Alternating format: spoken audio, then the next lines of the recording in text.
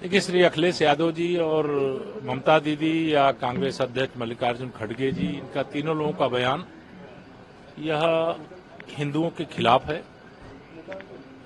श्रद्धालुओं के खिलाफ है, प्रयागराज महाकुंभ के खिलाफ है।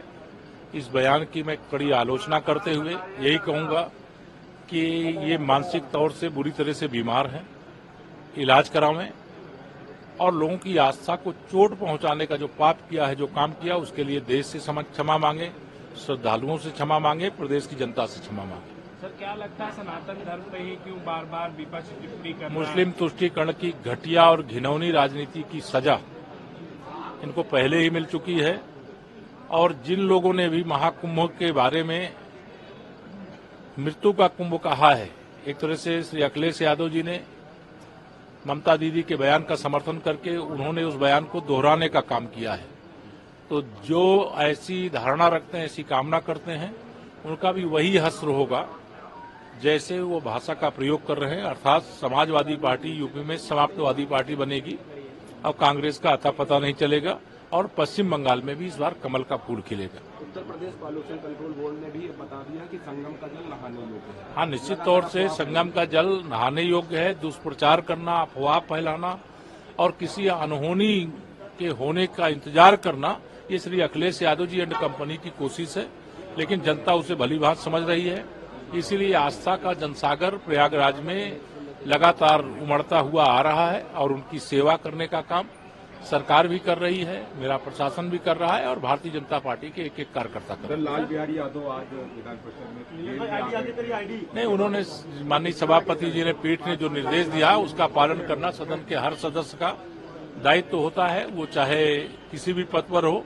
उन्होंने सदन के द्वारा इंगित करने के बाद भी सदन का त्याग नहीं किया और मैंने तो सभापति जी के इस निर्णय का स्वागत किया है।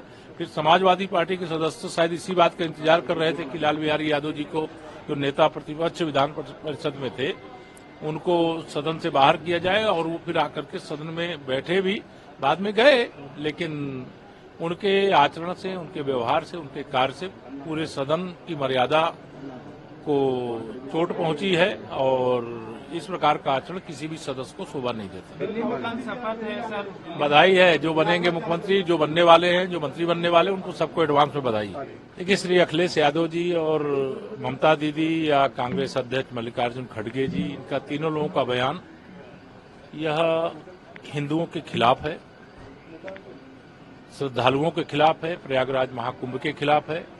इस बयान की मैं कड़ी आलोचना करते हुए यही कहूंगा कि ये मानसिक तौर से बुरी तरह से बीमार हैं, इलाज करावें और लोगों की आस्था को चोट पहुंचाने का जो पाप किया है, जो काम किया, उसके लिए देश से क्षमा मांगे, श्रद्धालुओं से क्षमा मांगे, प्रदेश की जनता से क्षमा मांगे। सर, क्या लगता है सनातन धर्म पे ही क्यों बार बार विपक्ष टिप्पणी कर रहा है? मुस्लिम तुष्टीकरण की घटिया और घिनौनी राजनीति की सजा इनको पहले ही मिल चुकी है और जिन लोगों ने भी महाकुंभ के बारे में मृत्यु का कुंभ कहा है, एक तरह से श्री अखिलेश यादव जी ने ममता दीदी के बयान का समर्थन करके उन्होंने उस बयान को दोहराने का काम किया है।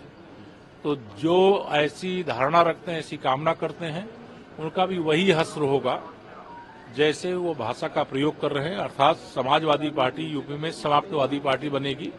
अब कांग्रेस का अता पता नहीं चलेगा और पश्चिम बंगाल में भी इस बार कमल का फूल खिलेगा। Uttar Pradesh pollution control board ने भी बता दिया कि संगम का जल नहाने योग्य है। हाँ, निश्चित तौर से संगम का जल नहाने योग्य है। दुष्प्रचार करना, अफवाह फैलाना और किसी अनहोनी के होने का इंतजार करना, ये श्री अखिलेश यादव जी एंड कंपनी की कोशिश है, लेकिन जनता उसे भली भांत समझ रही है।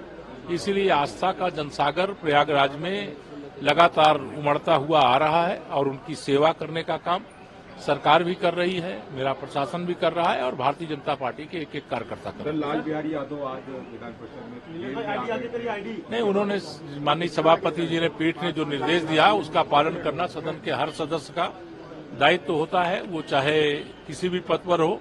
उन्होंने सदन के द्वारा इंगित करने के बाद भी सदन का त्याग नहीं किया और मैंने तो सभापति जी के इस निर्णय का स्वागत किया है। फिर समाजवादी पार्टी के सदस्य शायद इसी बात का इंतजार कर रहे थे कि लाल बिहारी यादव जी को, जो नेता प्रतिपक्ष विधान परिषद में थे, उनको सदन से बाहर किया जाए और वो फिर आकर के सदन में बैठे भी, बाद में गए, लेकिन उनके आचरण से, उनके व्यवहार से, उनके कार्य से पूरे सदन की मर्यादा को चोट पहुंची है और इस प्रकार का आचरण किसी भी सदस्य को शोभा नहीं देता। दिल्ली में कल शपथ है सर। बधाई है, जो बनेंगे मुख्यमंत्री, जो बनने वाले हैं, जो मंत्री बनने वाले, उनको सबको एडवांस में बधाई।